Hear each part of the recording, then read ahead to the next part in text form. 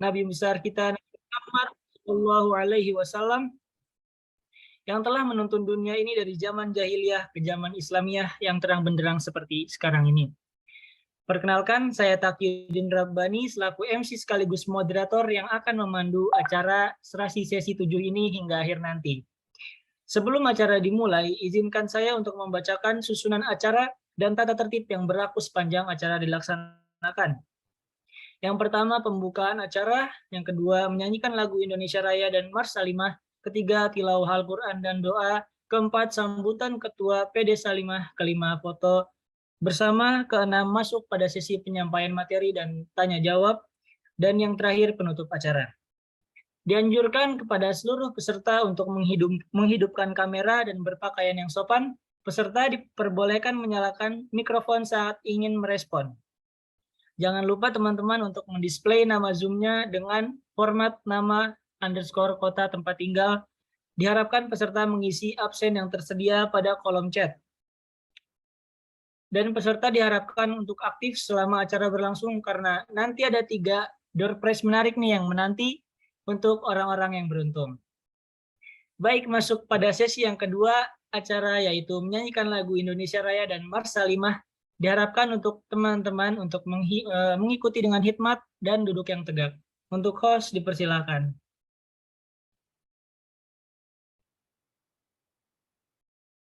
Untuk operator dipersilakan.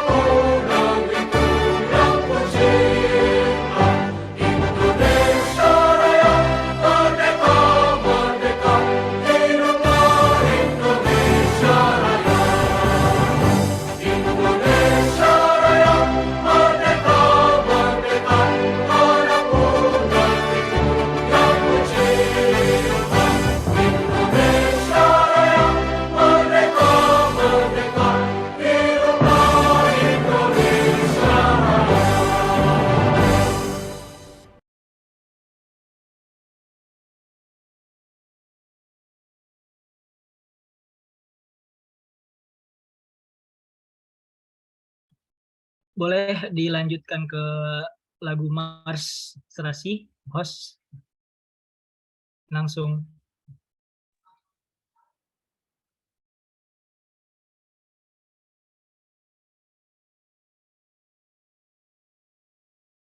Host, boleh dilanjutkan ke Mars Serasi langsung. Mas Salimah. Mars Salimah. Betul, mohon maaf, Mars Salimah.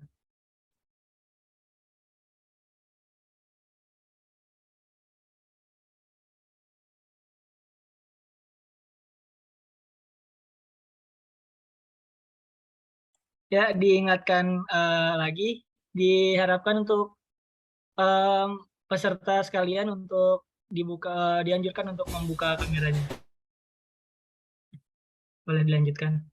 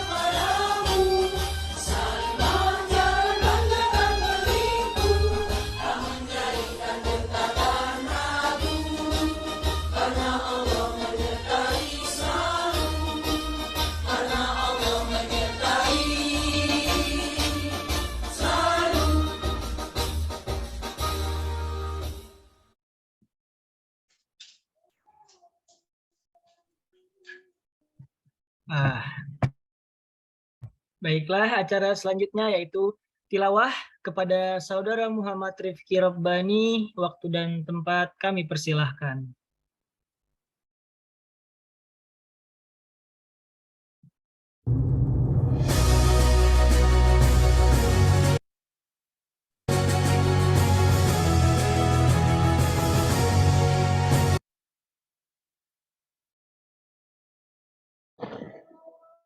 Oke, terima kasih untuk host.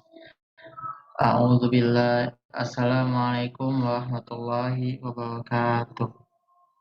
Waalaikumsalam warahmatullahi wabarakatuh. A'udzubillahi minasyaitonirrajim. Bismillahirrahmanirrahim.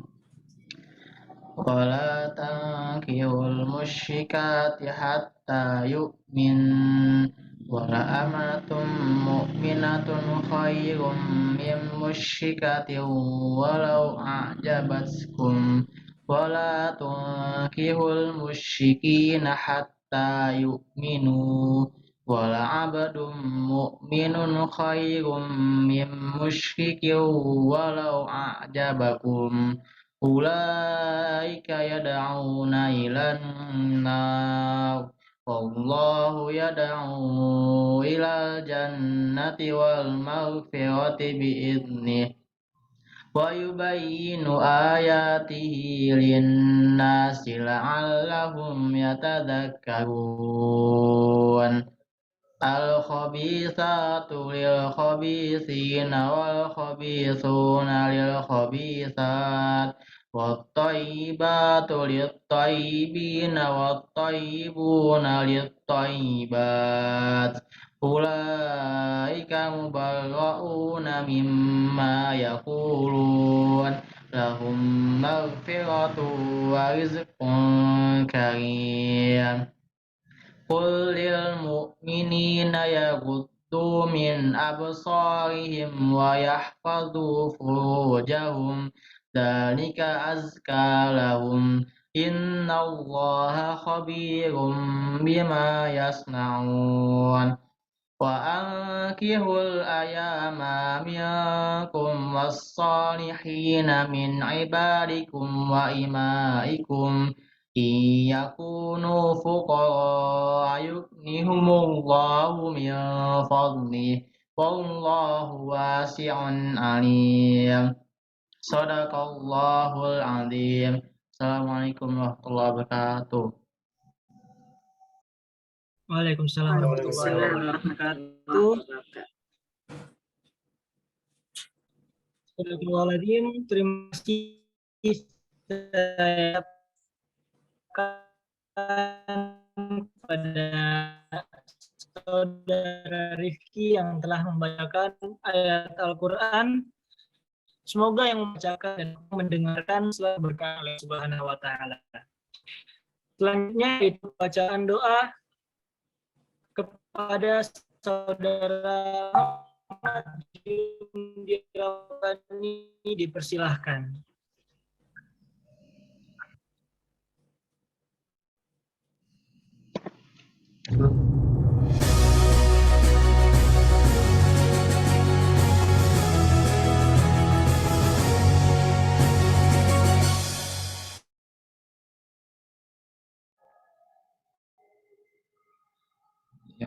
Assalamualaikum warahmatullahi wabarakatuh. Waalaikumsalam warahmatullahi wabarakatuh. Sembari menadahkan tangan, marilah kita sejenak menundukkan kepala. Astagfirullahaladzim, astagfirullahaladzim, astagfirullahaladzim. A'udzubillahi minasyaitonirrajim. Bismillahirrahmanirrahim. Alhamdulillahirabbil alamin. Wassalatu wassalamu ala asyrofil anbiya wa mursalin wa ala alihi wa sahbihi rasulillahi ajma'in. Allahumma ghafirli wa liwalidayya warhamhuma kama rabbayani shaghira. Allahumma ihdina siratal mustaqim, siratal ladzina an'amta 'alaihim ghairil maghdubi 'alaihim waladdallin. Amin. Ya Allah yang Maha Pengampun, ampunilah dosa-dosa kami, khilaf dan salah yang pernah kami lakukan, baik itu disengaja maupun tidak disengaja. Ya Allah yang Maha Pembimbing hidup kami, bimbinglah setiap langkah kehidupan kami tanpa guna mempengaruhi kehidupan yang sesaat ini.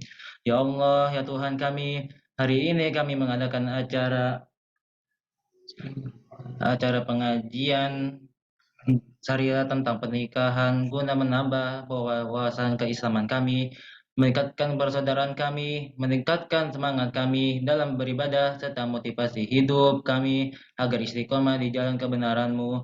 Ya Allah, ya Allah, ya Rabbi, Rodi dan berkahi acara kami ini. Ya Allah, ya Rahman, hidupkanlah kami dalam cahaya, rahmat, dan keimanan-Mu. Matikanlah kami dalam ibadah terbaik yang kami miliki kepadamu, dan bimbinglah setiap langkah hidup kami. Sungguh hanya kepadamu tempat kami bergantung. Rabbana zalamna anfusana wa illa taghfir lana warhamna tamalana wa kunna lakum zalimin. Rabbana atina fid dunya hasanah wa fil akhirati hasanah wa qina adzabannar. Subhana rabbika rabbil izzati amma yasifun wa salamun ala mursalin walhamdulillahi rabbil alamin. Amin, amin. Wassalamualaikum warahmatullahi wabarakatuh. Waalaikumsalam. Wabarakatuh. Warahmatullahi Amin, wabarakatuh. Allahumma amin. Terima kasih kepada saudara Jundi yang telah membacakan doa. Semoga dengan dibacakannya ayat Al-Quran dan doa ini acara kita bisa berjalan dengan lancar. Amin. Amin. Lanjut ke acara berikutnya, yaitu sambutan dan arahan dari Ketua Pimpinan Salimah Daerah Kabupaten Bogor kepada Ibu Nurlailatul Rohmah SE. Waktu dan tempat kami persilahkan.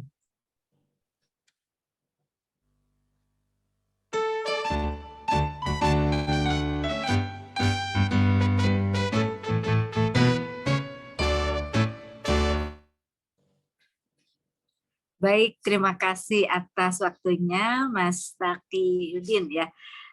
Teman-teman yang Bunda yang saya sayangi karena Allah, bismillahirrahmanirrahim. Uhaikum bitahiyatil Islam, tahiyatan mubarakah min indillah. Assalamualaikum warahmatullahi wabarakatuh. Waalaikumsalam. Waalaikumsalam warahmatullahi wabarakatuh. Alhamdulillahirabbil alamin. Alhamdulillahilladzi arsala rasulahu bil huda wa dinil haq yudhhirahu ala dini kullihi wa kafa billahi syahida. Allahumma sholli ala Muhammad wa ala ali sayyidina Muhammad.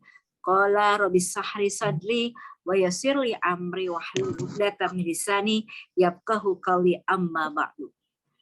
Teman-teman yang saya sayangi karena Allah, wabil khusus para panitia kegiatan acara di malam hari ini, juga para pembinanya yaitu dari Salimah khususnya Depdiklat, bidang Depdiklat yang luar biasa yang dibidangi oleh tentu saja Ibu Ani Rahmawati ya. Ahlan wa sahlan Ibu Ani, alhamdulillah ini sudah bergabung juga terima kasih kepada Ibu Erni yang menjadi PJ Serasi, dan tak lupa saya juga ingin mengucapkan terima kasih jazakumullah katsir kepada tentu saja pemateri kita pada malam hari ini yaitu Bu Santi Hapsari ya. Alhamdulillah sudah bergabung bersama kita Bu Santi. Selamat malam. Assalamualaikum warahmatullahi wabarakatuh. Waalaikumsalam warahmatullahi wabarakatuh. Telah Sami-sami, berkenan Bu. hadir dalam kegiatan Depdiklat Salimah Kabupaten Bogor khususnya kelas serasi pada malam hari ini. Di awal perjumpaan kita hari ini, marilah kita panjatkan terlebih dahulu syukur kepada Allah Subhanahu wa taala Rabb yang Maha Agung, karena atas izinnya lah maka hari ini kita bisa bertemu, karena rahmat dan kasih sayangnya lah maka hari ini kita bisa berkumpul kembali dalam sebuah kelas yaitu serasi Sekolah Pranikah Salimah Indonesia yang luar biasa. Di mana serasi pada edisi malam ini sudah memasuki sesi yang ke-7.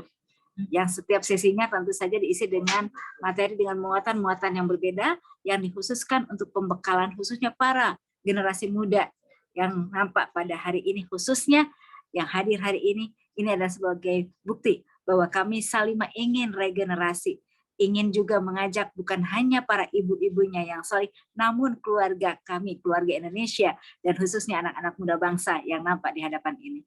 Untuk itu syukur atas izin Allah, hari ini kita bisa bertemu. Salawat beserta salam juga semoga tersanjungkan kepada kedua hasanah kita, Habibana ya Karim Nabi Muhammad Sallallahu Alaihi Wasallam beserta keluarga, para sahabat, tabiin dan seluruh pengikutnya hingga akhir zaman. Teman-teman, para sahabat serasi yang saya sayangi karena Allah, jujur di awal tadi mulai dari pembukaan sampai detik ini saya berbicara, ada rasa haru ya dalam hati ya, bergemuruh rasa bersyukur kepada Allah di saat di luar sana banyak sekali remaja yang menghabiskan waktunya untuk hal-hal yang mungkin belum tentu positif, bahkan banyak yang melakukan perbuatan-perbuatan maksiat. Kita, teman-teman yang hadir di kelas serasi ini adalah hamba-hamba pilihan Allah. Sejenak tadi saya memperhatikan mulai dari MC ya ini AA Taqiyuddin atau Mas Taqiyuddin Rabbani ya. Kemudian tadi juga sama ya yang Rifki Rabbani yang membacakan Al-Qur'an, kemudian doa juga demikian, Masya Allah. Jundi ya, ini menandakan bahwa masih ada loh harapan kita terhadap generasi muda bangsa, dan contohnya adalah yang ada di sini di kelas serasi ini. Untuk itu apa yang sudah baik yang dimiliki oleh anak-anak yang di sini ya, ini tolong terus dipertahankan, istiqomah, dan kalau perlu ajak semakin banyak anak-anak muda yang menikmati indahnya bersama Allah, indahnya kita berada dalam sebuah kelas yang insya Allah membawa kebaikan dunia dan akhirat ini. Dan tentu kita diharapkan tidak hanya solih sendiri, tapi mampu mencipratkan kesolihan kita, khususnya untuk lingkungan kita tentu saja. Dan tidak berpanjang kalam tentu saja dalam sambutan ini, menarik sekali tema yang telah dipilih oleh panitia pada malam hari ini, yaitu tentang bagaimana hukum positif pernikahan. Kalau terkait hukum positif tentu pakarnya lah yang pantas berbicara ya, karena ini terkait pasal-pasal begitu ya Bu Santi ya.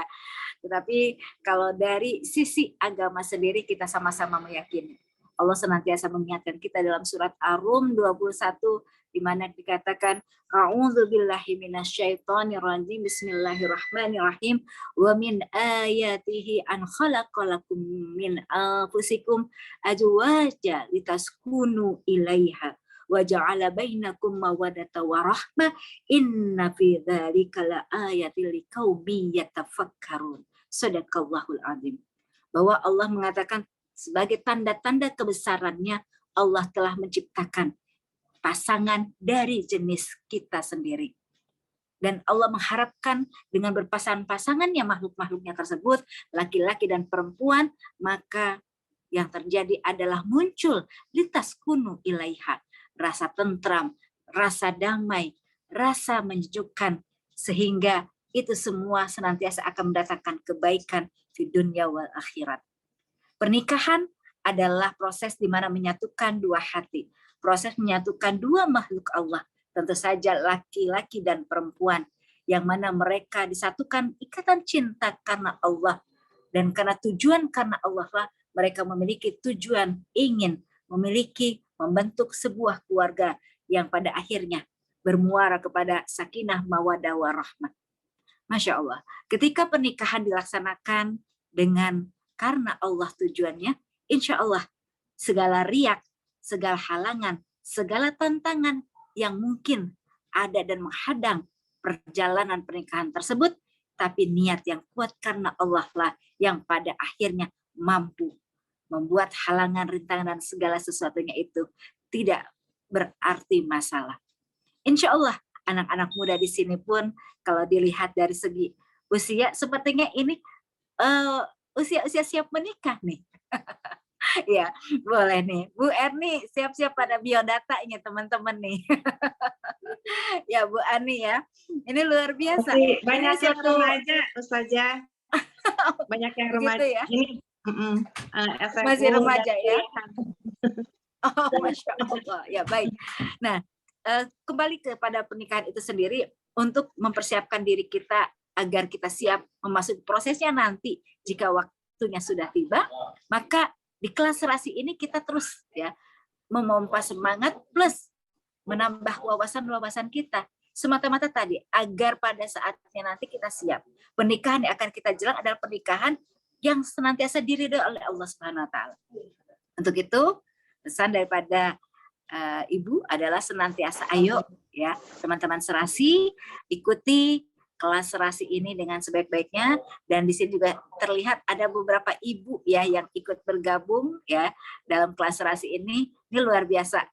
Wilujeng Sumping, para ibu juga yang membersamai putra-putri tercintanya ya, insya Allah mudah-mudahan dengan adanya kelas serasi ini akan mewadahi ya anak-anak muda bangsa kita yang memang sudah luar biasa ini akan semakin ya mumpuni dalam keilmuan khususnya, sehingga mereka siap menghadapi segala sesuatu dalam hal tentu saja baik itu proses pernikahan maupun hal-hal lainnya yang tentu saja harus dilewatinya.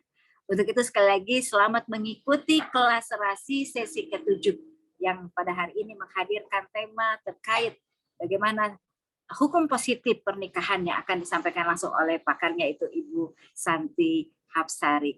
Selamat mengikuti, mudah-mudahan Allah senantiasa ikat hati kita dengan ketaatan di jalannya. Allah menjaga hati kita untuk selalu istiqomah di jalannya. Terima kasih, selamat untuk panitia yang luar biasa ya. Mudah-mudahan terus istiqomah dalam berbuat kebaikan. Wallahu muwaffiq ila aqwamit thariq. Wassalamualaikum warahmatullahi wabarakatuh. Waalaikumsalam. Waalaikumsalam warahmatullahi wabarakatuh. Terima kasih kepada Ibu Nur Lailatul Rahmah SE atas sambutannya dan arahannya.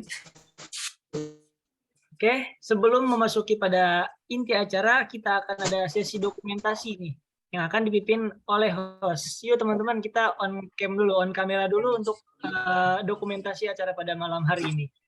Boleh di on dulu kameranya. Ayo. Untuk host boleh dipimpin.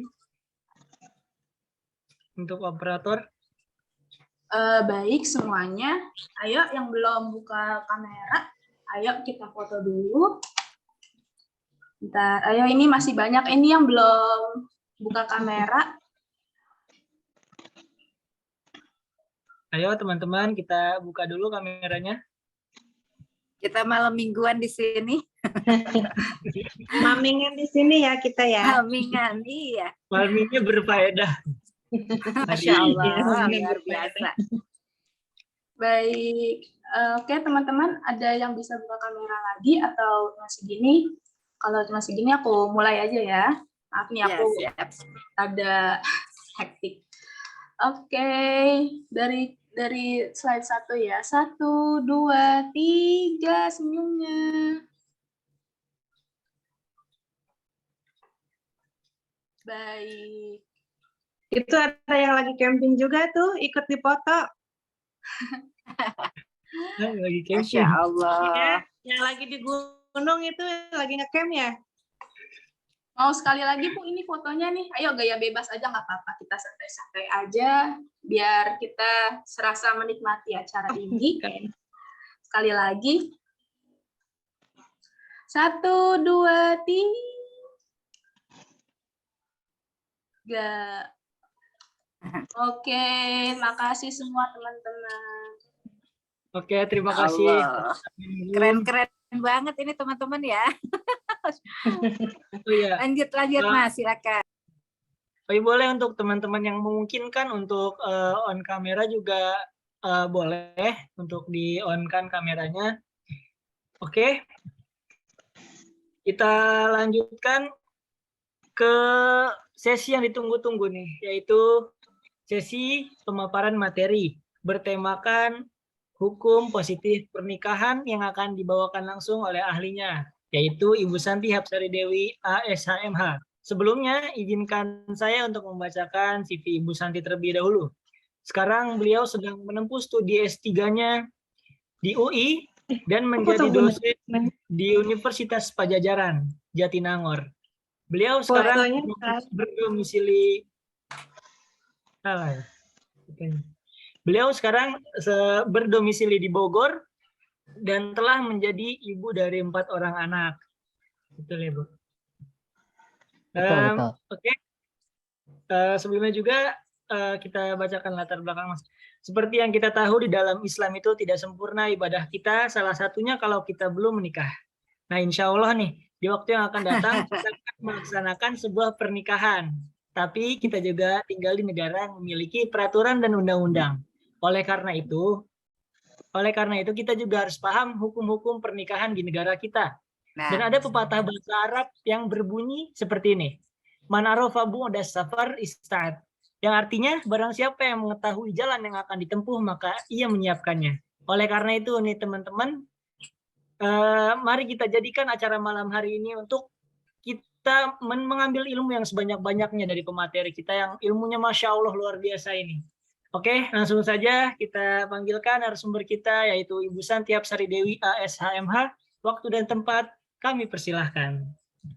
Iya, terima kasih. Saya manggilnya apa nih? Mas Taki, Bang Taki, Kakak Taki apa? Yang paling disukainya apa? Mas Taki. Oh iya.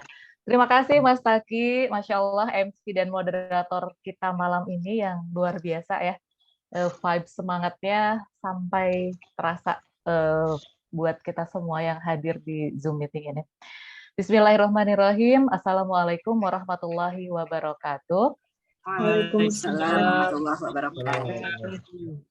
Ya, innal hamdalillah nahmadu wa nasta'inu wa nastaghfiruh wa na'udzu billahi min syururi anfusina wa min sayyiati a'malina may yahdihillahu fala mudhillalah wa may yudlil fala hadiyalah. Asyhadu an la ilaha illallah wa asyhadu anna Muhammadan abduhu wa rasuluh la nabiyya ba'da. Alhamdulillah atas nikmat iman, alhamdulillah atas nikmat Islam, alhamdulillah atas nikmat sehat, alhamdulillah atas nikmat silaturahmi, alhamdulillah atas nikmat menuntut ilmu, alhamdulillah atas nikmat masa muda, alhamdulillah atas nikmat-nikmat Allah yang kita tidak pernah bisa hitung satu persatu. Salat dan salam semoga selalu tercurahkan kepada baginda Rasulullah Muhammad Sallallahu Alaihi Wasallam beserta para keluarganya, sahabatnya, tabiin, tabiut tabiin, dan semoga keberkahan cahaya Rasulullah sampai juga pada kita selaku umatnya yang senantiasa sedemikian rupa berjuang untuk menjadi sebenar-benarnya umatnya ya, yang cinta akan sunnahnya, dan kita semua berharap selalu kita semua yang ada di sini beserta keluarga tercinta menjadi orang-orang yang mendapatkan syafaat di yaumil akhir. Dan hari ini pun bertepatan ya dengan hari tanggal 12 Rabiul Awal 1444 Hijriah. Artinya ini menjadi momentum untuk kita semua, saat yang tepat untuk semakin mengenal lagi sosok manusia paling mulia di muka bumi ini, manusia paling agung yang karena beliaulah kita bisa mengenal cahaya Islam, kita ada di dalam jalan yang terang benderang, Masya Allah.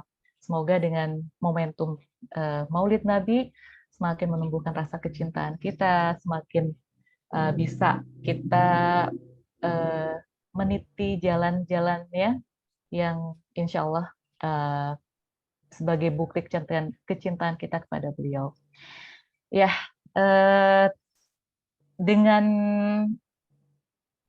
senang hati saya menerima tawaran dari Ibu Ani selaku Ketua Depdiklat PD Salimah, dan saya juga mengaturkan terima kasih atas kesempatannya pada Ketua PD Salimah Kabupaten Bogor yang tersayang Ibu Nur Laila Turrohmah SE, dan beserta jajarannya Ibu Erni dan Mas Taki, juga teman-teman semua yang ada di sini.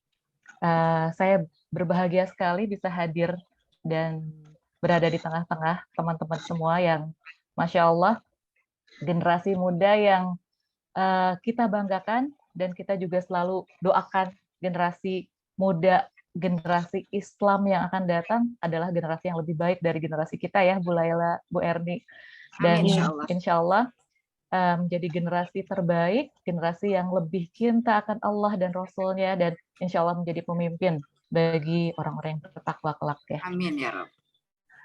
Ya, kalau tadi Bu Laila atau Mas Taki menyebutkan saya sebagai pakarnya, tentu belum jadi pakar, karena saat ini pun saya masih sedang belajar menyelesaikan S3 saya di program Doktor Ilmu Hukum Universitas Indonesia, dan pada kesempatan yang baik ini saya juga memohon dukungan doa ya, dukungan doa dari sahabat-sahabat yang soleh-solehah di sini, karena dengan memperbanyak doa, minta doa dari orang-orang yang soleh-solehah, insya Allah kita tidak pernah tahu dari lisan siapa doa itu akan terkabul ya.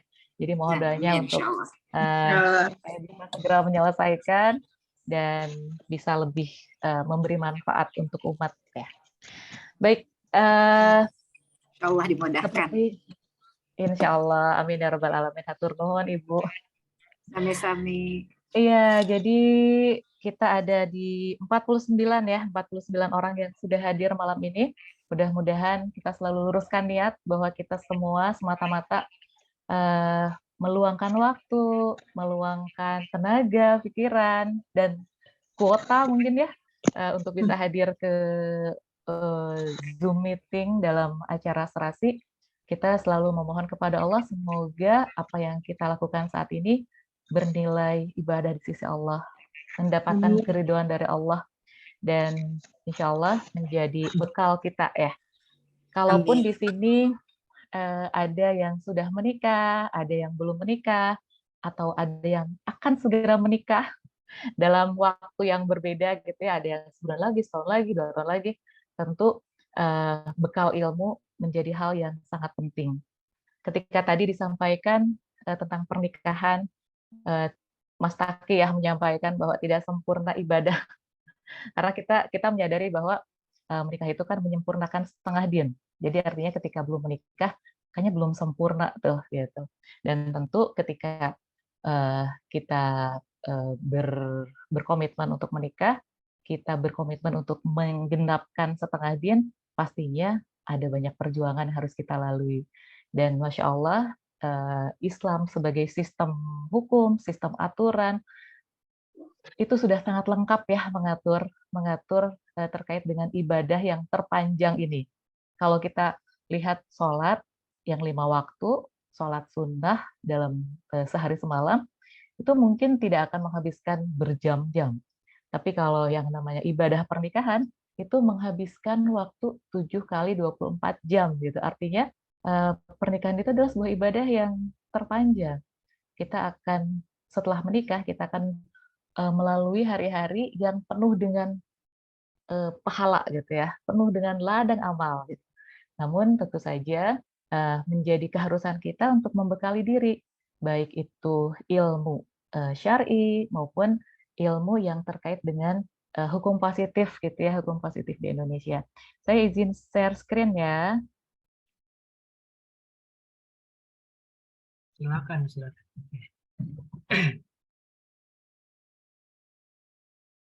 Ya, sudah tampak ya di layar.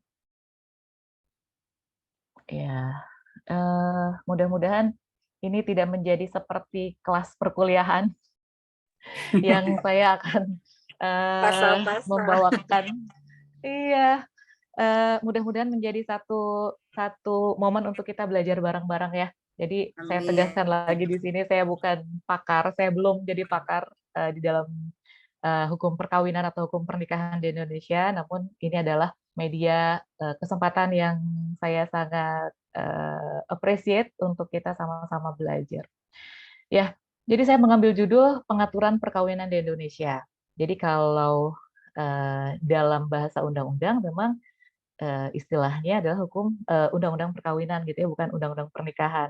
Namun kalau kita lihat dari pengertian atau definisi, jadi sebelum kita mempelajari atau mengkaji suatu hal yang paling awal kita lakukan adalah mengetahui definisinya apa nih, pengertiannya apa gitu. Dan secara umum ketika kita akan melihat pengertian sebuah istilah, sebuah kata, itu pasti akan kita lihat di kamus gitu ya, Kamus Besar Bahasa Indonesia. Nah, di sini kita lihat arti kata perkawinan itu bisa diartikan sebagai perihal atau urusan tentang kawin dan pernikahan. Jadi secara istilah memang di Kamus Besar Bahasa Indonesia khususnya istilah perkawinan ini sama dengan istilah pernikahan gitu ya. Kalau yang definisi kedua itu lebih kepada perkawinan ya makhluk hidup secara umum gitu ya, pertemuan hewan jantan dan betina secara seksual. Lalu ada juga sakramen yang menganugerahkan rahmat kepada pasangan pengantin untuk mencapai kekudusan dalam kehidupan perkawinan mereka.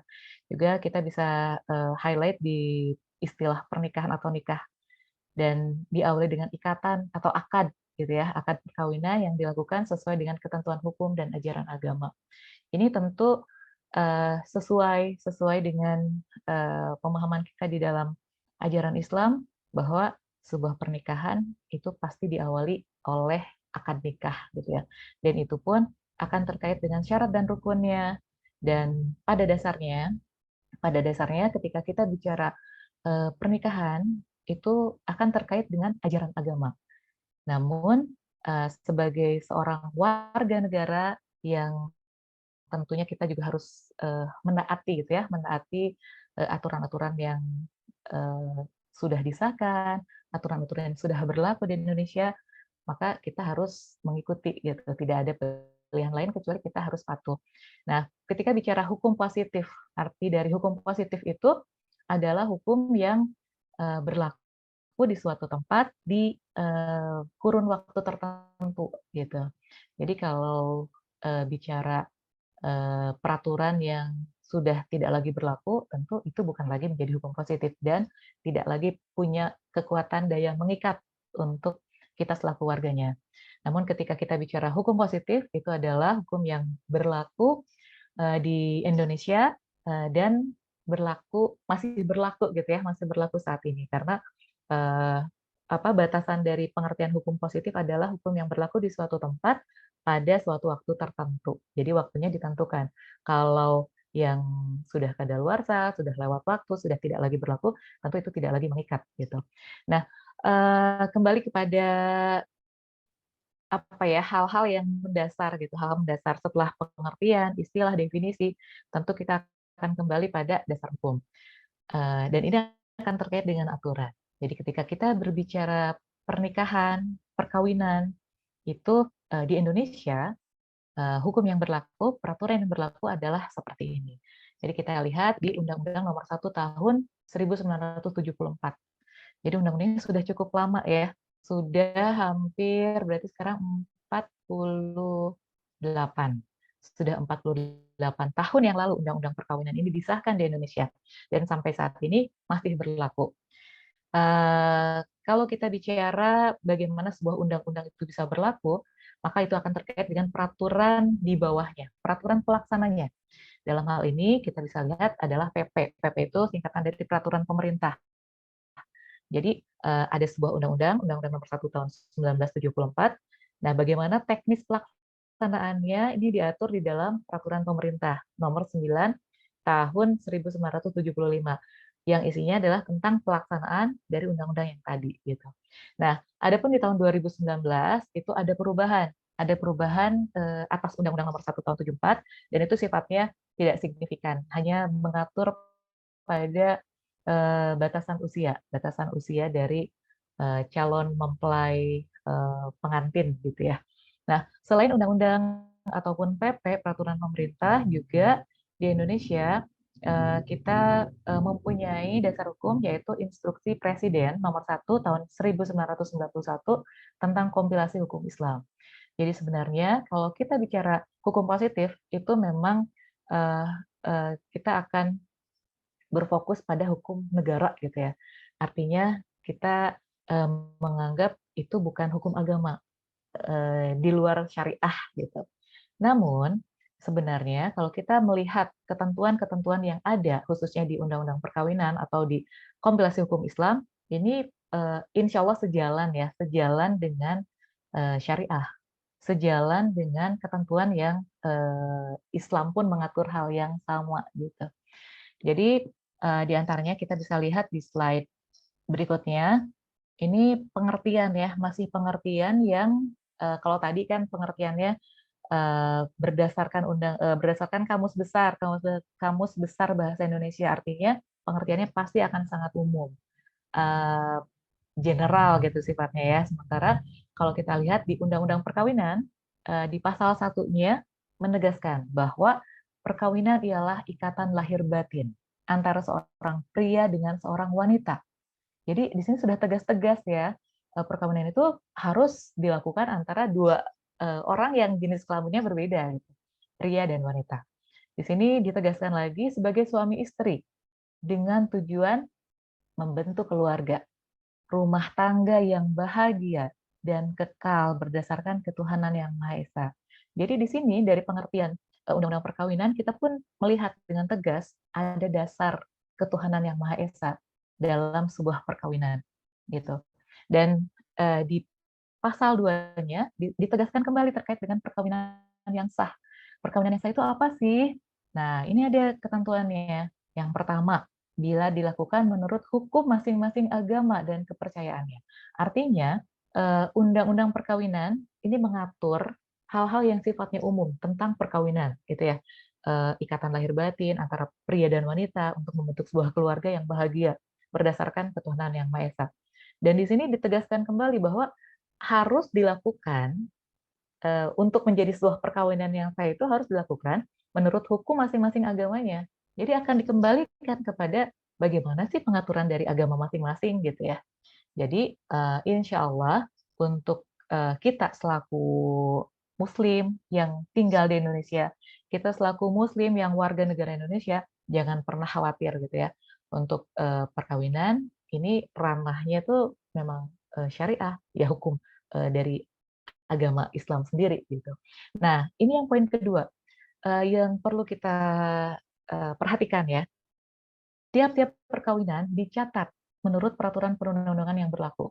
Jadi sebenarnya kalau kita bicara syarat sahnya perkawinan di dalam hukum Islam gitu ya, itu kan syaratnya ada calon mempelai pria, calon mempelai wanita, lalu ada saksi, ada mahar, dan akad nikah itu sendiri gitu. Nah, di sini tidak ada pencatatan. Namun di dalam hukum positif Indonesia mengatur tentang perkawinan itu harus dicatatkan. Kenapa sih perkawinan itu harus dicatatkan? Tentu itu ada latar belakangnya. Tentu ada tujuan dan manfaatnya. Ya. Jadi kalau kita bicara tentang pencatatan perkawinan, mungkin di sini teman-teman juga pernah dengar ya namanya nikah siri gitu. Nikah siri itu artinya pernikahannya memang dilakukan sesuai dengan syariat agama Islam khususnya. Namun dalam pernikahan siri ini tidak adanya pencatatan. Nah, tidak adanya pencatatan pernikahan, maka konsekuensinya pasangan suami istri tadi yang sudah nikah secara agama itu sah, tidak punya legalitas di mata hukum Indonesia yang dibuktikan oleh akte atau surat nikah gitu ya. Nah, bagaimana kedudukan sebuah surat nikah? Tentu ini akan sangat berdampak pada kemudian hari gitu. Nah, sebelum itu kita mungkin sekilas-sekilas ya disampaikan nih terkait dengan hal-hal yang diatur di dalam Undang-Undang Perkawinan. Yang pertama kita lihat syarat-syarat perkawinan. Nah, ini harus ada persetujuan kedua calon mempelai. Jadi di dalam hukum positif kita tidak memperbolehkan adanya pemaksaan gitu. Menikah dipaksa atau menikah dalam tekanan, dalam di bawah tekanan yang akhirnya takut gitu ya, takut dan ya kepaksa tuh gimana sih pasti dia pun akan menjalani sebuah pernikahan yang jangankan bahagia ya, jangan bahagia, itu mungkin jauh dari bahagia karena ada keterpaksaan. Jadi syarat perkawinan yang diatur dalam Undang-Undang Perkawinan ada penegasan bahwa harus disetujui oleh kedua calon mempelai. Kalau misalnya tidak disetujuinya bukan calon mempelai gitu, tapi orang tua mempelainya gimana nih? Nah itu tentu hal yang berbeda ya. Ini terkait dengan poin berikutnya nih di syarat-syarat perkawinan. Harus ada izin orang tua atau wali bila belum mencapai 21 tahun. Artinya batas 21 tahun ini menjadi krusial ya. Ini Mas Taki usianya berapa nih sekarang? Halo, masih ada di Saya sini nggak? baru 19 tahun. Baru 19 tahun. Jadi kalau mau menikah sekarang ini kira-kira boleh nggak tuh? Boleh nggak kalau 19 berarti tahun? itu harus ini berarti izin dengan orang tua dulu ya. Harus ada Iya, izin dari orang tua. betul, betul. Jadi harus izin dulu ya sebelum melaksanakan pernikahan gitu. Tapi sebenarnya kalau usia 19 tahun sudah diperbolehkan gitu. Ah, Kita balik lagi ya ke slide yang ini. Jadi di Undang-Undang Pernikahan, Undang-Undang Perkawinan, ada minimal usia untuk melaksanakan perkawinan nih. Untuk pria 19 tahun dan untuk wanita 16 tahun. Di sini mungkin sudah lebih dari 16 tahun ya serta Zoom serasi hari ini, malam ini. Nah, tadinya batas usia minimal wanita untuk melaksanakan pernikahan adalah 16 tahun. Dan pada perkembangannya di tahun 2017 ada putusan MK. MK itu adalah Mahkamah Konstitusi. Jadi Mahkamah Konstitusi mempersilahkan sekiranya ada warga negara Indonesia yang merasa tidak setuju atas sebuah norma yang ada di sebuah undang-undang, itu bisa mengajukan ke MK gitu ya. Nah, ini 2017 sudah ada keputusannya dan ini tertuang dalam undang-undang tadi Undang-Undang Nomor 16 Tahun 2019 tentang perubahan atas Undang-Undang Nomor 1 Tahun 1974. Artinya di sini ada perubahan minimal usia pria dan wanita. Jadi sekarang setelah tahun 2017 minimal usia calon pengantin wanita, calon pengantin laki-laki itu harus 19 tahun. Kalau dulu di Undang-Undang 174 itu perempuan 16 tahun, laki-lakinya 19 tahun. Nah, setelah 2017 menjadi sama nih 19 tahun. Jadi mungkin ya 19 tahun ini dianggap sebagai usia yang sudah cukup ya. Kalau dilihat dari usia 19 tahun ini pasti udah lulus SMA gitu secara umum lah. Secara umum. Namun kalau 16 tahun artinya mungkin masih dalam usia siswa SMA atau SMP mungkin ya. Gitu. Nah, di pasal-pasal berikutnya kita lihat ada tentang larangan perkawinan. Larangan perkawinan ada banyak ya persyaratannya. Bisa lihat langsung di pasal-pasal terkait. Nah, tadi ini yang dispensasi terkait dengan usia. Jadi kan 19 tahun itu 19 tahun itu menjadi usia minimal. Namun dalam kondisi-kondisi tertentu, orang tua pihak pria maupun wanita itu bisa meminta dispensasi pada pengadilan. Pada pengadilan, karena alasan-alasan tertentu itu harus disampaikan juga ya oleh orang tua pihak pria atau wanitanya untuk bisa diberikan dispensasi. Dispensasi itu artinya apa sih? Pengecualian gitu. Jadi kan aturannya 19 tahun nih. Tapi kalau misalnya sebelum 19 tahun itu akan ada pernikahan, maka itu harus dimintakan terlebih dahulu dispensasi kepada pengadilan. Dan pengadilan wajib mendengarkan pendapat dari kedua belah pihak yang akan menikah tadi gitu. Ya, berikutnya terkait dengan perjanjian perkawinan. Diatur di pasal 29 Undang-Undang Perkawinan. Jadi kalau kita bicara perjanjian perkawinan, memang secara umum di masyarakat itu memang terkesan masih tabu gitu ya, masih tabu. Dan kita lihat nih di sini, kedua pihak atas persetujuan bersama dapat mengadakan perjanjian tertulis yang ini harus disahkan oleh pegawai pencatatan perkawinan bila melibatkan pihak ketiga, artinya melibatkan pihak lain bukan hanya si calon pengantin gitu ya. Nah, dan perjanjian ini tidak boleh melanggar batas-batas hukum, agama, kesusilaan. Karena kalau perjanjian tadi yang dibuat, perjanjian perkawinan yang dibuat ini melanggar, maka itu tidak dapat disahkan. Dan perjanjian ini mulai berlakunya kapan sih? Yaitu sejak perkawinan dilangsungkan. Dan ketika perjanjian perkawinan ini kan berlaku selama perkawinannya ya. Adapun ketika dalam perjalanannya misalnya akan ada perubahan, boleh nggak tuh? Ya, sepanjang kedua belah pihak menyetujuinya, maka itu diperbolehkan. Jadi ini kembali pada konsep perjanjian. Perjanjian itu artinya kedua belah pihak punya kedudukan yang equal, yang sama gitu ya. Jadi punya hak dan kewajiban dan tidak ada salah satu pihak yang ada di atas dan pihak lain ada di bawahnya. Jadi dalam perjanjian kita bisa mengenal sebagai hukum keperdataan, artinya di antara semua pihak, di antara kedua pihak punya kedudukan yang sama di mata hukum atau dalam perjanjian tersebut gitu. Nah, kalau kita bicara bagaimana sih pandangan Islam dalam sebuah perjanjian perkawinan, mungkin kita bisa melihat kembali lagi pada esensi pernikahan gitu ya, bahwa pernikahan itu adalah ya untuk selamanya gitu. Tidak ada niatan untuk berakhir gitu ya, tidak ada niatan untuk membuat jangka waktu pernikahan ini sampai kapan. Sehingga harus diatur nih hal-hal yang perlu diatur gitu. Jadi dalam Islam sendiri memang tidak mengatur ya, tidak merekomendasikan juga, dan saya pribadi juga sebagai seorang yuris, sebagai seorang sarjana hukum, kalau kita dengan pendekatan Islam tentu saya pun tidak merekomendasikan untuk dilakukannya sebuah perjanjian perkawinan gitu.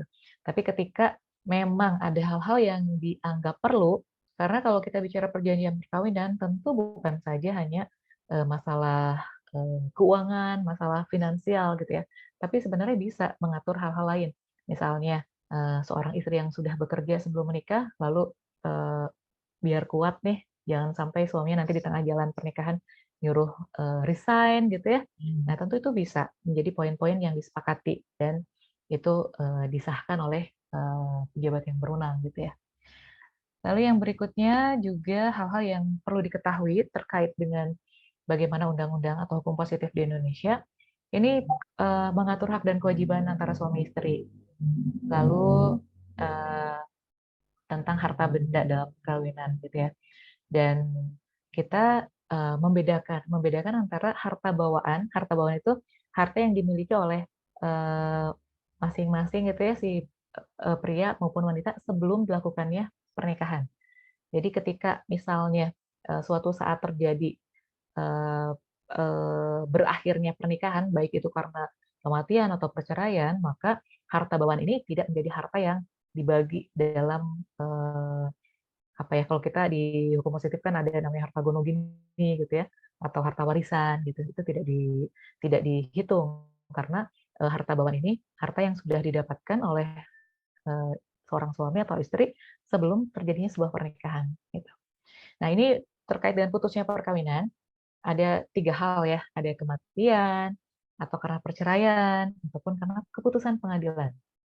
Nah, di undang-undang perkawinan juga itu mengatur tentang kedudukan anak, bagaimana ya kedudukan seorang anak dalam sebuah keluarga, bagaimana hak dan kewajiban orang tua nih, orang tua terhadap anak yang sudah hadir di tengah-tengah keluarga gitu ya. Jadi tentu menjadi sebuah kewajiban orang tua untuk memelihara dan mendidik anak meskipun perkawinan orang tuanya putus. Misalnya suami istri sudah bercerai dan dari pernikahan itu sudah melahirkan anak, tentu kewajiban seorang ayah dan ibu dari anak-anak yang sudah lahir tadi tidak menjadi terputus ketika sudah bercerai gitu. Jadi nggak ada mantan anak, nggak ada mantan ibu, mantan ayah ya. Tapi kalau mantan suami atau mantan istri mungkin ada. Jadi artinya kewajiban orang tua kepada anaknya itu sepanjang masa pada batas-batas usia tertentu gitu. Nah, begitupun juga dengan kewajiban anak untuk bisa menghormati dan mentaati orang tua. Itu diatur di Undang-Undang Perkawinan bahwa anak harus menghormati dan selalu mentaati orang tuanya. Gitu. Nah, ini kan sesuai dengan nilai Islam yang kita pahami di dalam Al-Quran dan Sunnah. Nah, ini ada ketentuan usia 18 tahun. Jadi, apa ya, kalau tadi kita di awal diperkenalkan dengan ada usia 16 tahun untuk wanita sebelum adanya putusan MK. Lalu ada usia 19 tahun untuk bisa melangsungkan pernikahan gitu ya. Lalu bisa di usia sebelum usia 21 tahun maka harus izin ke orang tua atau walinya. Nah, sekarang kita ketemu angka lagi nih, angka 18 tahun. Nah, angka atau usia 18 tahun ini menjadi batas seorang anak itu ada dalam kekuasaan orang tuanya, ada dalam perwalian orang tuanya. Artinya, ketika anak yang berusia di bawah 18 tahun, maka orang tua itu harus mewakili anak ya dalam segala perbuatan hukumnya. Perbuatan hukum baik di luar pengadilan maupun di dalam pengadilan gitu. Jadi 18 tahun ini menjadi batas bagaimana seorang dianggap sebagai orang yang cakap hukum gitu. Artinya bisa melakukan perbuatan hukum tanpa harus diwakili. Dalam hal ini oleh orang tua atau walinya. Ya, lalu yang ini slide terakhir nih sepertinya. Nah, terkait dengan Berarti akte Bu, kelahiran. berarti tadi Kenapa? tuh kan ada apa namanya? Ada berarti dia kecuali nikah pernikahan ya. Kan 18 Kenapa, itu udah Mas? di umur 18 itu kan kita sudah bisa menentukan diri kita sendiri, tapi kecuali hukum nikah ya. Kalau nikah harus di Ya, atas betul, 21. betul. Ya, jadi kalau menikah usianya kan 19 tahun, tapi kalau di bawah sebelum 21 tahun harus izin gitu ya, harus izin orang tuanya. Nah, kalau 18 tahun ini terkait dengan bagaimana seorang anak sudah bisa melakukan perbuatan hukum. Mungkin teman-teman juga ini ya, ketika misalnya dulu waktu masih kecil punya rekening tabungan, tabungan pendidikan lah atau apa gitu yang orang tuanya membuatkan, itu kan masih ditandatangani oleh orang tua si buku rekening tabungannya ya.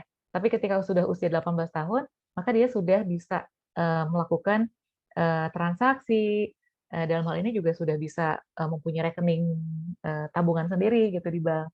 Artinya 18 tahun menjadi usia minimal seseorang dianggap cakap hukum. Seseorang dianggap bisa melakukan perbuatan hukum gitu ya. Gitu. Nah, ini terkait dengan akte kelahiran, tadi nyambung ke masalah legalitas, masalah pencatatan pernikahan. Jadi, kembali saya ingatkan, terkait dengan pencatatan pernikahan. Itu sebenarnya kan kalau bicara syarat sah di dalam syariat gitu ya, di dalam Islam, pernikahan itu ya tadi mengacu pada ada calon mempelai pria, calon mempelai wanita, ada wali, ada saksi, ada mahar gitu ya. Itu sudah sah tanpa harus dicatatkan. Tapi dalam hukum positif Indonesia mengharuskan adanya pencatatan. Jadi pernikahan yang sah, perkawinan yang sah di mata hukum, perkawinan yang legal di Indonesia itu adalah pernikahan yang harus dicatatkan. Dengan akhirnya kita dapat atau punya surat nikah. Surat nikah itu ada dua ya. Ada surat nikah istri, ada surat nikah suami.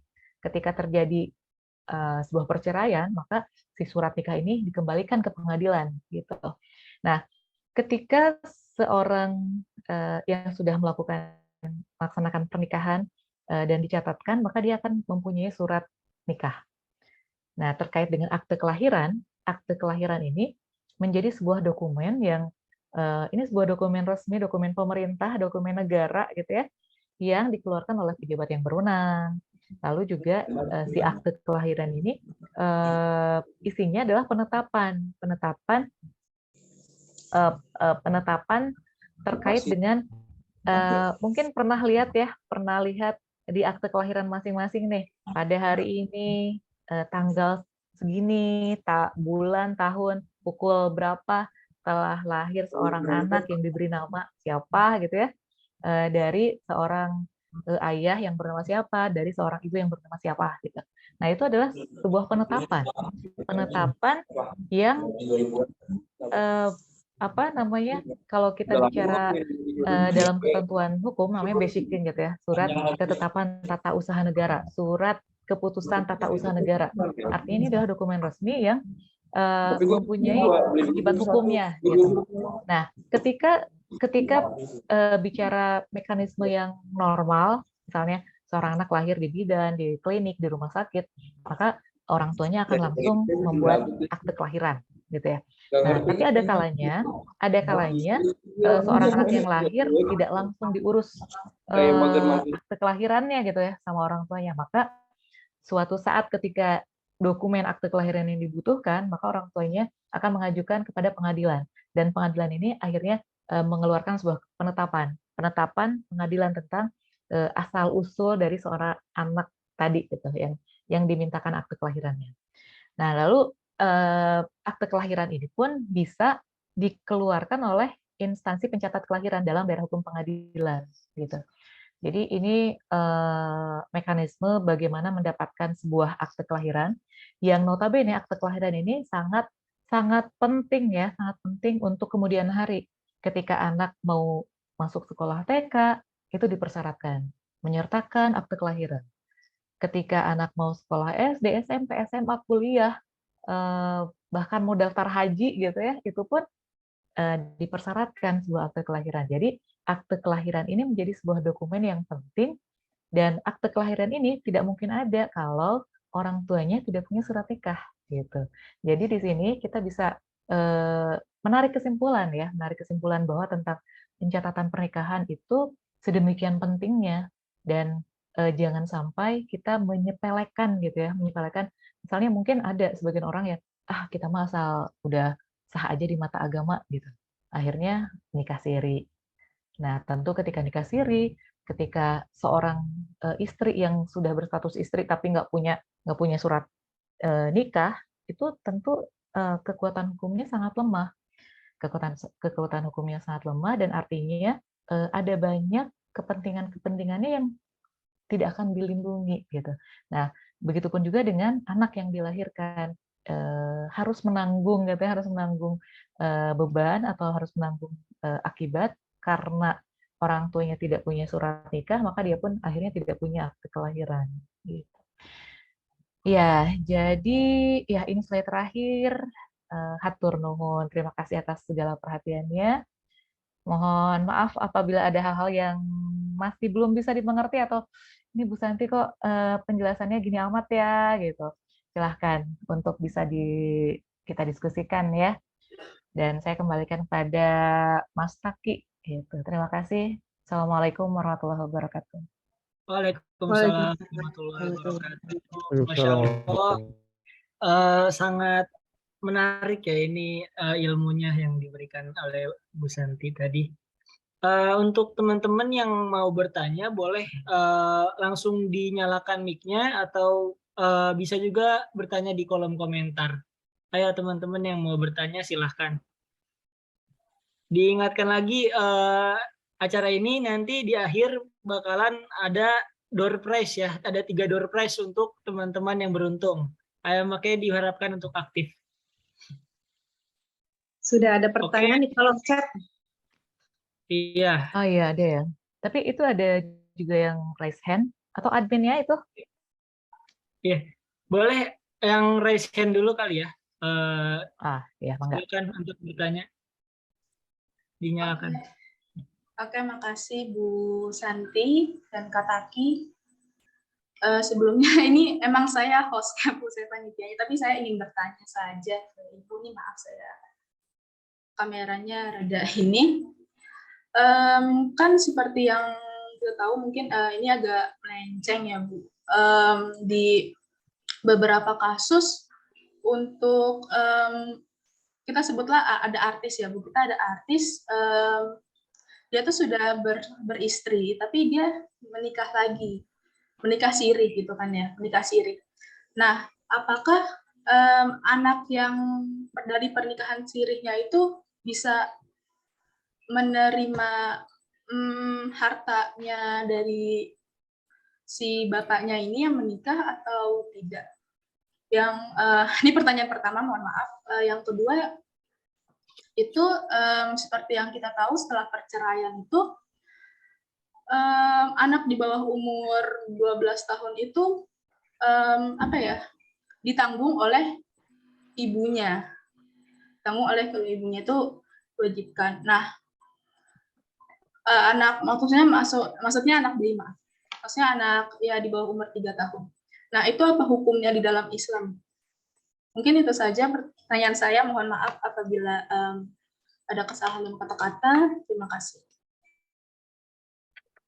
Iya, gimana? Mau langsung atau ditampung dulu Mas Taki?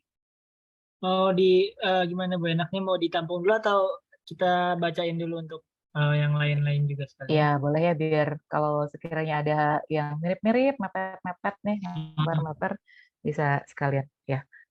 Tadi siapa namanya, admin? Saya Arzeti Raki, Bu. Boleh dipanggil Raki, boleh panggil Kak Arzeti juga nggak apa-apa, boleh. Oh, Kak Arzeti ya. Makasih ya Kak Arzeti pertanyaannya. Ya, silakan Mas Taki. Oke, ada lagi yang mau bertanya secara langsung? Atau kita langsung aja di yang kita bacakan yang di kolom komentar ya. Iya, mangga. Ini yang pertama dari Irma ya. Izin bertanya Ibu, ketika seorang suami membeli rumah akad perumahan sebelum menikah, tetapi angsuran setiap bulannya setelah menikah, apakah termasuk harta bersama di mata hukum? Itu dari Ibu Irma, dari Mbak Irma. Dan terus ada lagi dari Nur Alia Sabrina, izin bertanya, tadi disampaikan pernikahan pada hakikatnya untuk selamanya. Nah, bagi suatu pasangan yang melakukan kawin kontrak, apa itu adalah pelanggaran hukum dan bagaimana konsekuensinya? Gitu, dari Nur Alia. Selanjutnya ada dari Bang Ahnaf, Abang Ahnaf. Assalamualaikum warahmatullahi wabarakatuh. Waalaikumsalam. Kalau surat nikahnya nggak ada atau hilang, sedangkan orang tua sudah meninggal, itu bagaimana cara mengurus akte kelahiran anak?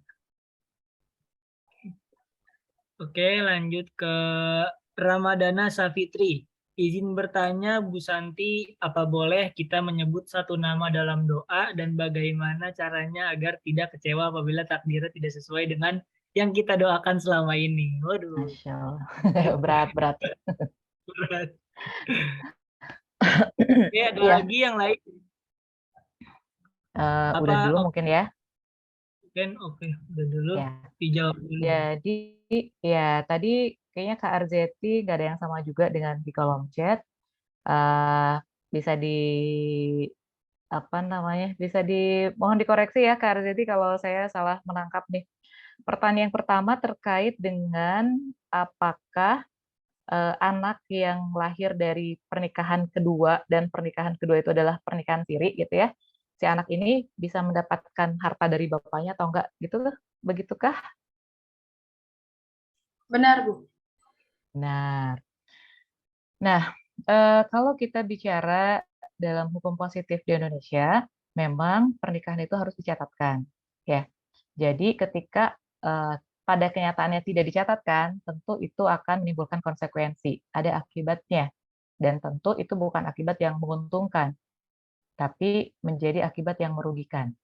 Dan ini juga menjadi satu pesan ya untuk teman-teman para wanita yang belum menikah, ketika ada tawaran dari seseorang yang kita udah cocok banget, udah klik banget dan sesuai dengan doa yang di sepertiga malam terakhir gitu ya.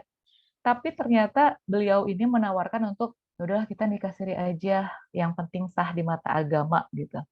Nah, itu harus aware ya, kita harus dengan tegas-tegas tolak gitu. Tolak tawaran itu. Karena apa? Karena biasanya yang paling dirugikan adalah seorang perempuan, seorang istri, karena tidak punya legalitas dalam pernikahannya.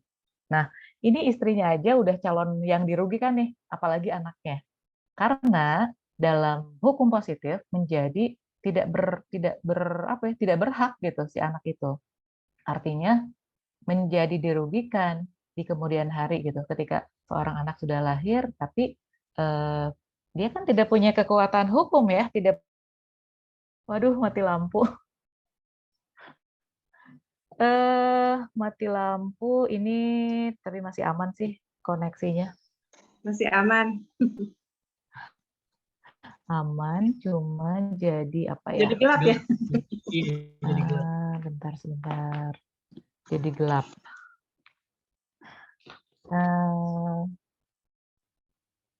Nggak apa-apa kali ya? Masih bisa. Ya. Nggak apa-apa, off cam juga nggak apa-apa, Bu Santi. Iya, baik. Ya. Jadi, intinya adalah ketika sebuah pernikahan yang dalam ketentuan peraturan kita mengatur bahwa itu harus dicatatkan dan ternyata tidak dicatatkan, maka itu adalah sebuah masalah. Akan timbul masalah di kemudian hari, baik bagi istrinya maupun anaknya. Jadi tadi Kak Arzeti nanya bagaimana apakah bisa mendapatkan harta dari bapaknya? Ya bisa-bisa aja ketika bapaknya itu termasuk orang yang bertanggung jawab gitu ya. Jadi meskipun tidak ada dasarnya, tidak ada surat nikah, tidak ada akte kelahiran yang menyatakan bahwa anak itu adalah anaknya, maka dia akan tetap bertanggung jawab. Tapi ketika pas banget nih sama orang yang nggak bertanggung jawab, maka itu udah jadi alasan banget untuk dia mangkir, untuk dia lalai, untuk dia meninggalkan tanggung jawab gitu saja.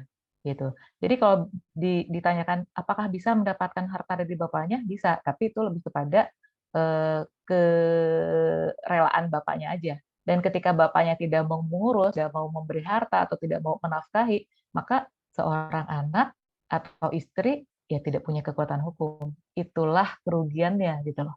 Itulah kerugiannya ketika tidak mau dicatatkan perkawinannya gitu. Nah, yang kedua terkait dengan anak di bawah umur 12 tahun, gimana tuh tadi? Anak umur di bawah 12 tahun? Mungkin saya tadi agak sedikit typo bicara ya. Ini apa untuk bayi ya Bu? Kan kalau misalnya dia itu dimenangkan bayi kan harus disusui ibunya selama 9 bulan atau 2 tahun ya maaf 2 tahun. Iya. Dan itu kan merupakan kewajiban sang ibu gitu ya Bu. Nah, Betul. terkadang itu di kenyataannya itu para suami itu mungkin ini saya berita-berita lah Bu, saya nggak ngituin satu cowok aja. Berita-berita ya. Ada yang tidak bertanggung jawab dalam mengurus anak itu. Nah, padahal tapi sudah jelas di hukum itu bahwa tanggungannya itu ada di si perempuan. Bu. Nah, itu bagaimana menurut Ibu? Halo? Iya Bu, mohon maaf suara saya terdengar. Ini koneksinya di saya tadi sempat hilang, sempat putus. Oh, baik Bu. Apa mau saya ulangi lagi atau bagaimana? Tadi itu yang saya tangkap terkait dengan akhirnya perceraian gitu. Di dalam perwalian ibunya.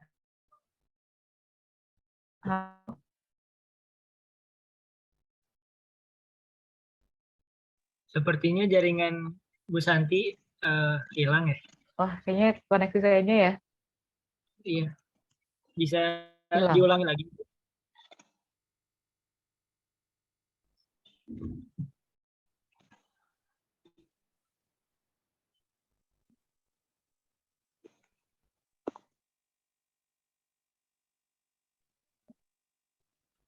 Halo, Bu Santi.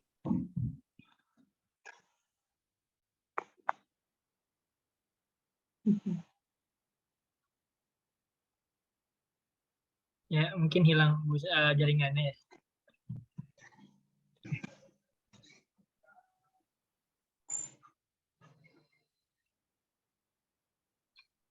Ya, untuk teman-teman sekalian yang masih ingin bertanya, boleh pertanyaannya dituliskan di kolom komentar, di chat. Nanti kita tampung untuk ditanyakan kembali ke Ibu nanti ya.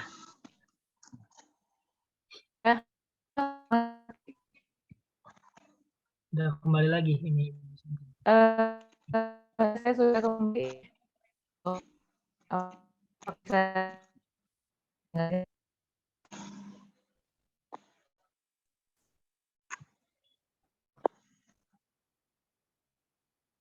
Efek mati lampu kayaknya Bu Santi.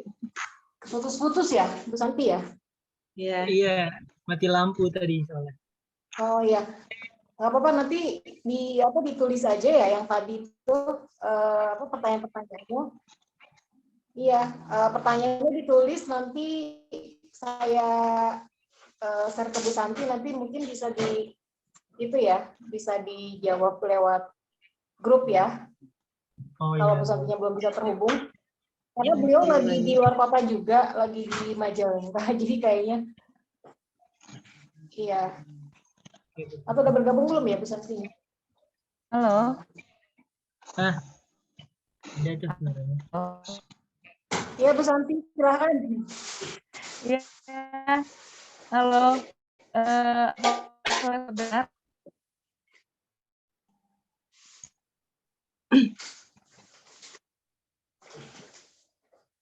Bu Santi nggak apa-apa kalau tidak bisa ini ya, ada kendala. Nanti pertanyaannya kita tampung aja.